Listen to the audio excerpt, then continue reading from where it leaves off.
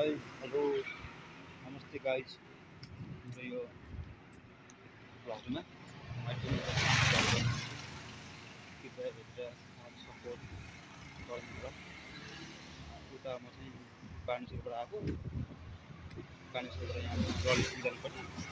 अब यहाँबाट के साथमा आइपुग्दाखेरि कति त्यही कति भने 8 बजी 8:30 बज्यो। त्यहाँबाट यहाँ अब उता जानलाई पठाउ चढ्छ भने पठाउ भाडा छैन। अब यहाँनिर हिँड्दै जानुपर्छ, पैदल यात्रा हो सर। र अब म ठ्याक्कै आधी घन्टा जति हिँड्छु। फेरि यो गाडीहरू हिँडेकै छैन क्या, अलिअलि गाडी हिँड्दा म चाहिँ गाडीले खिच्छ भनेर यता छेउछेउ पुरा कुनातिर होइन हिँड्दैछु म। आफूसँग पैसा नभएपछि त्यसरी हिँड्नुपर्ने रहेछ, के गर्नु। नहिँड्नु नजाउँ भन्नुपर्ने, कहाँ बस्नु कसैलाई चिनेर कहाँ कता बस्नु, रुममा जानु पर्यो। अब गाडी साडी छैन। अब यो खुट्टा भगवान्ले बनाइदिएको खुट्टा टक टक टक टक टक टक टक टेक्दै हिँड्ने हो।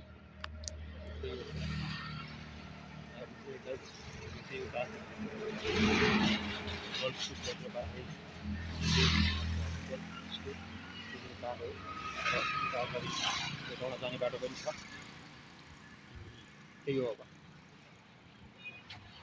अब आजभोलि त रात पनि चाँडै हुन्छ, गाडी पनि त्यति धेरै नचल्ने। अब 5:30 बज्दाखेरि रात झमक्कै हुन्छ, अनि 7 बज्दाखेरि त अन्धार हुन्छ। अनि अब त्यही भएर होला अब गाडीहरू पनि त्यही त होला नि, ढिला हुन्छ होला नि। के गर्नु अब, गाडी जाँदैछ।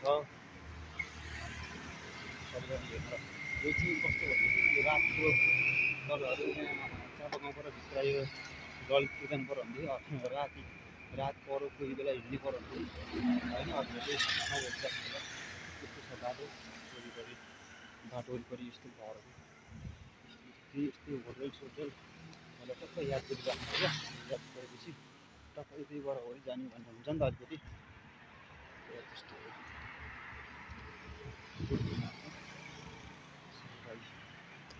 मान्छेहरू पुरा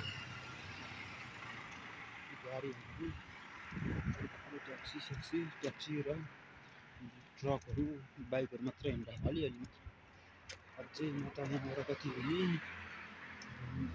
अझै कसरी हिँड्नु त्यहाँ त्यसो खै खुट्टा दुखिरहेको उहाँदेखि। अब रुममा पुग्दाखेरि त मलाई भोलि ज्वरो आउँछ होला हौ। म भोलि यताउता काहीँ हिँड्नु सक्दिनँ जस्तो लाग्छ। बिहान दिउँसो पनि हिँड्ने भयो आज, फेरि अहिले पनि अब गाडी पनि पाइनँ, पठाउ पनि राति फेरि यता आउनु नमान्ने। अनि फेरि भाडा पनि छैन तिमीमाथि।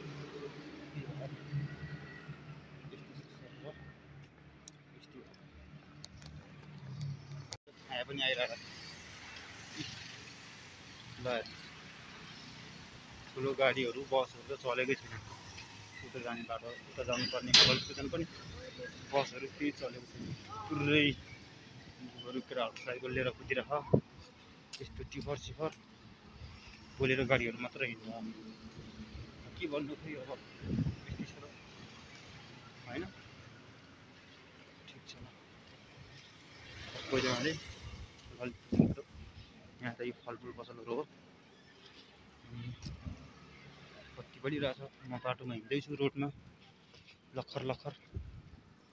के गर्नु, हिँड्नै त हो नि। अब आफ्नो साधन छैन, बाइक साइक छैन, गाडी साडी केही छैन, अनि केही साधन पनि छैन। अनि ढिला गरेर बसेपछि त ढिला त उत्तिकै पनि भइ नै हाल्छ।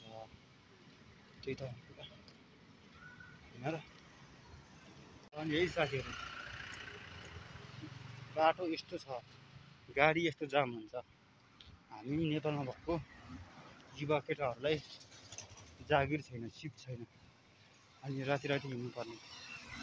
यो देशमा यो घुस खाँदै नेताहरूलाई एकै ठाउँमा राखेर अनि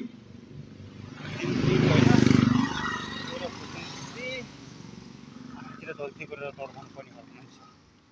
अब केपी प्रधानमन्त्री भयो खै के गरौँ, शेरबहादुर देउवाले के गरौँ, गर्नेवाला केही होइन। बरु मलाई मन्त्री बनायो भने राम्रोसँग देश चलाउन सक्छ जस्तो लाग्छ। खै त अब बालेनले पनि गर्ने त भन्छ, त्यो बालेनले अहिले केही गर्ने साथै छैन।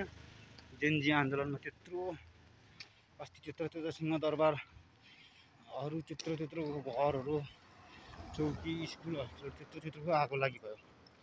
अब जेनजीले त्यस्तो गर्ने, यो जेनजीलाई उठाउने, यो देशमा यो आगोसागो लगाउने, पुलिसहरूलाई नराम्रो गर्ने र यो देशकै खाते नेताहरूले उचालेको क्या यसरी। नत्र भने हाम्रो यो जेनजी पुलिसहरूले उत्तिकै त कहाँ त्यत्तिकै त्यस्तो। अब हामी अहिलेको जेनजीले त्यत्रो दरबारमा आगो लगाउन सक्छ त? सक्दैन नि त। अब जेनजीको दोष लाएर देशमा घुस खाने पापी नेताहरूले गर्नुसम्म गरेका छन्। पैसा पनि लोभ खाएका छन्। हामीलाई न रोजगार दिन सक्दैन, यसो रोजगार दिए पनि त हुन्थ्यो, रोजगार पनि दिँदैनन्। के गर्नु, यस्तो हुँदाखेरि त पुलिसलाई भेटाउनु, पुलिसलाई अरे नेताहरूलाई भेट्नु पाएदेखि तिनीहरूको म पहगो गर्छु। पहगो भनेको थाहा छ त्यस्तो। हेलो नमस्ते सबैजनालाई, नमस्ते गाइज।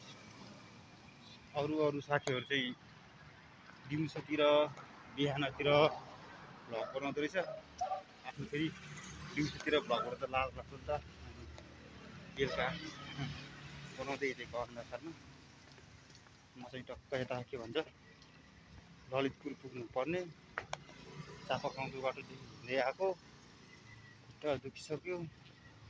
अब कहिले पुग्नु होला, अझै आधी घन्टाभन्दा बढी लाग्छ। गाडीमा जान्थेँ म पनि अलिक ढिला भयो, गाडी पनि छुट्टिहाल्यो। अनि के अरे पठाउमा जाउँ भने पठाउ भाडा पनि धेरै महँगो लाग्ने, आफूसँग फेरि खासै पैसा हुँदैन। अनि पुरै सरर हिँड्ने हो। अब ठुलो हाइवे बाटो सकेर अहिले सानो बाटो आउन थाल्यो। अब 1 घन्टा चाहिँ नन स्टपै हिँड्नु पर्नेछ। म पुरै हिँड्दैछु, के गर्नु त होइन, हिँड्दैछु। नजाउँ भने नहुने, नजाउँ भने हुँदैन, हिँड्नु परिहाल्यो। गाह्रो थियो